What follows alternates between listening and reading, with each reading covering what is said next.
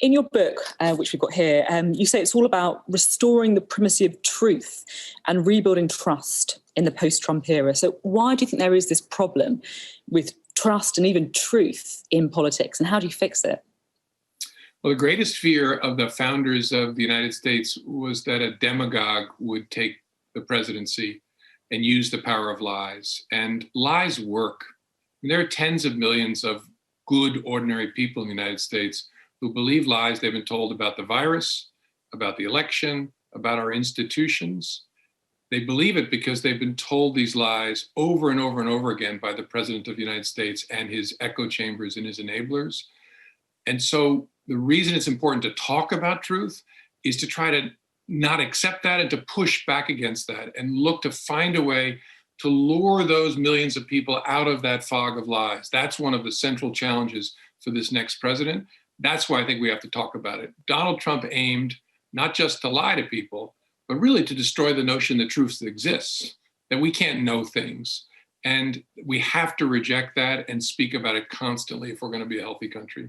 It's very difficult, though, isn't it? Because, you say about the importance of reinstating truth in the face of lies. But, in the US, you've got lots of people who think Donald Trump has lied. You've also, of course, got 74 million people who voted for him at the last election, more than voted for him back in 2016. They certainly don't think he's a liar. How do you go about restoring the truth and the trust, as you say, when it's so polarized, people can't even agree on facts? Well, I think in a couple of ways. First is accidental and tragic. This attack on the United States Capitol, I think, is a needed, and I wish it weren't needed and hadn't happened, but a civics lesson for the American people to get them to lift their eyes a bit above the political scrum that they're normally focused on and focus on the values that connect us and that unite us. And I'm optimistic that that's already happening in the United States. But the mission for the next president, for Joe Biden, has got to be through the demonstration of competent, honest, empathetic leadership to slowly move those people. And I keep saying slowly because you can't shout at people who are trapped in a fog of lies. I've prosecuted cases against fraudsters where the fraudster pleads guilty and his victims still come to his sentencing to speak up for him. Often the very last people to acknowledge a fraud are those who are the victims of it. So it's a slow process, but the next president has to slowly turn them away from that by showing them what leadership really looks like. And that means telling them the truth, being transparent with them and consistent with them, and showing them the empathy that's been so lacking the last 4 years. That's not going to fix America overnight, but that will move literally millions of people out of the fog and get us to a healthier place. The very beginning of your first answer, you were saying about the fear of a demagogue taking over. I mean, you probably chose that word quite carefully. Do you feel like Donald Trump has acted like a demagogue? Oh, he's the dictionary definition of a demagogue, a populist demagogue, willing to say anything at any moment to try to whip people up to support him. And it's been extraordinary. The press, to its great credit, has tried to keep track of his lies and communicate about them. But lying works. It's the reason a demagogue was the great fear of the designers of the American Republic. Lying works. And we can't ever kid ourselves that it's ineffective. It's effective. And that's why all of us have to fight back against it. You mentioned the scenes that we've all seen, of course, of those people storming the Capitol building. But you've also said that Donald Trump supporters are, in your words, victims. How do you think America should deal with the people who did storm the Capitol? What should happen? Well, very differently. And I don't mean to include, what I'm talking about are the people, I have relatives in Iowa who voted for Donald Trump. They're not people looking to storm the Capitol and they're horrified by it, but they are, some of them, trapped in that fog of lies. Different crowd at the Capitol. That crowd at the Capitol is a crowd of criminals. And so they have to be dealt with swiftly and severely to send a message that we're just not going to stand for this, that there's a rule of law in the United States and it has to be brought to bear. We've long had a radioactive stew in the United States of racist, misogynist, conspiracy-minded violence. It's been part of America since the beginning. We've controlled it for generations by putting it in a containment building of law and pushing control rods that are cultural down into that radioactivity, and controlled it. Donald Trump has lifted the control rods and undermined the integrity of the building.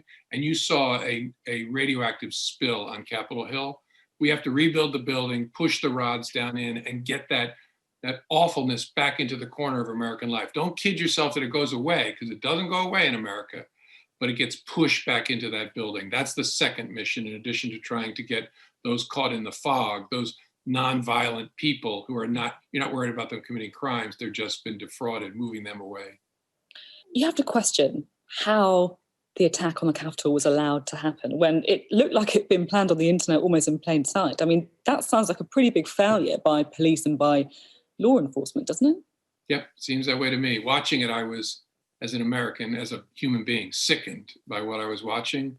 But as someone who spent a lot of my life in law enforcement, I was angered by the apparent failure to defend a hill. It sits on a hill with 2,000 officers assigned to it on a daily basis. The failure to defend the hill, it just mystifies me and angers me. It's going to be important for our country to understand that failure.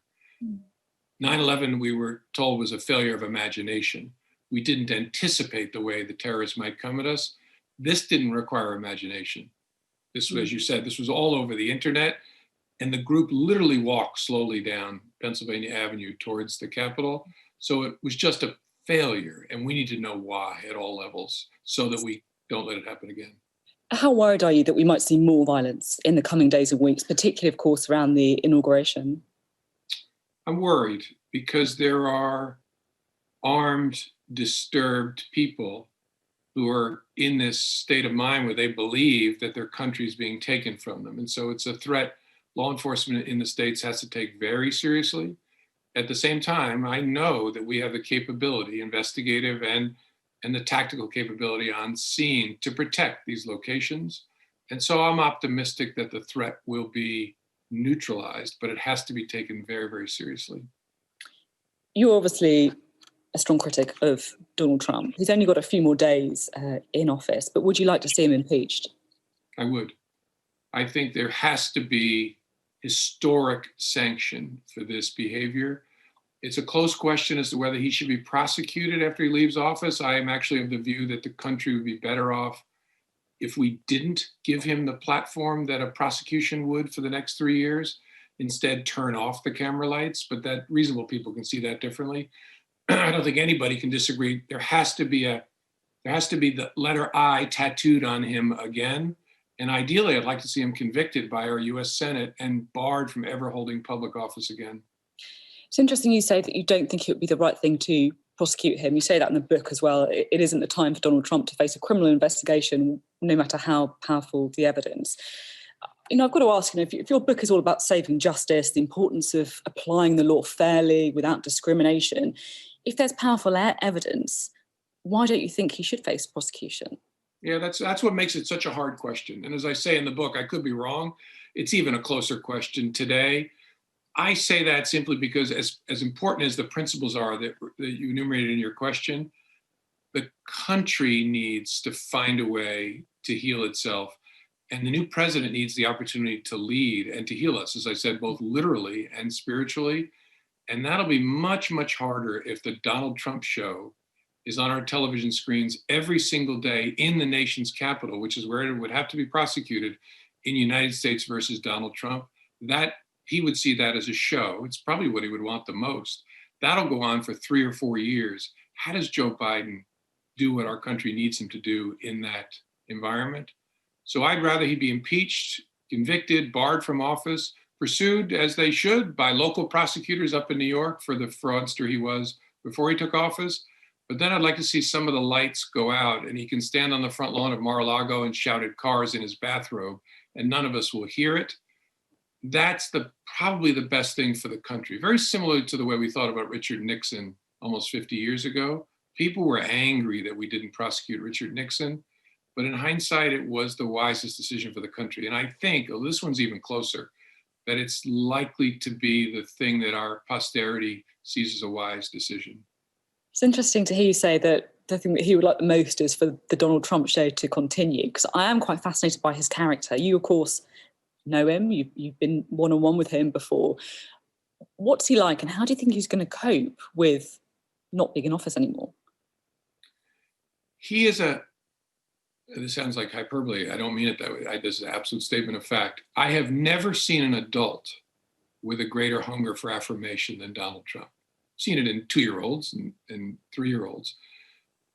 Affirmation is like air. He needs it constantly, which is what makes the next 7 days or so dangerous in the States, because he feels the affirmation slipping away and no doubt feels betrayal by those around him. And so it's striking to encounter a human being, especially in a leadership role, with that hunger. Then there's one other piece that people don't often see. There's a menace to him in private that you don't pick up in public, that I have felt it sitting close to him, that it constantly reminded me of a mob boss, because I've known mob bosses and helped put them in jail.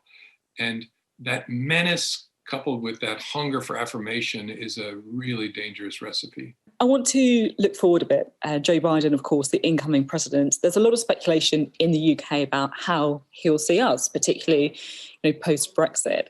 How do you think the new president will form his relationship with the United Kingdom? Oh, I think because of the nature of the leader he is and his experience in government, he knows how important that relationship is in all kinds of ways. The one I know best, the security relationship, is essential to the security of the United States. Our work with your intelligence, law enforcement, and military folks is a bedrock of the relationship. And like I said, it's not about altruism. It's essential to the security of the United States.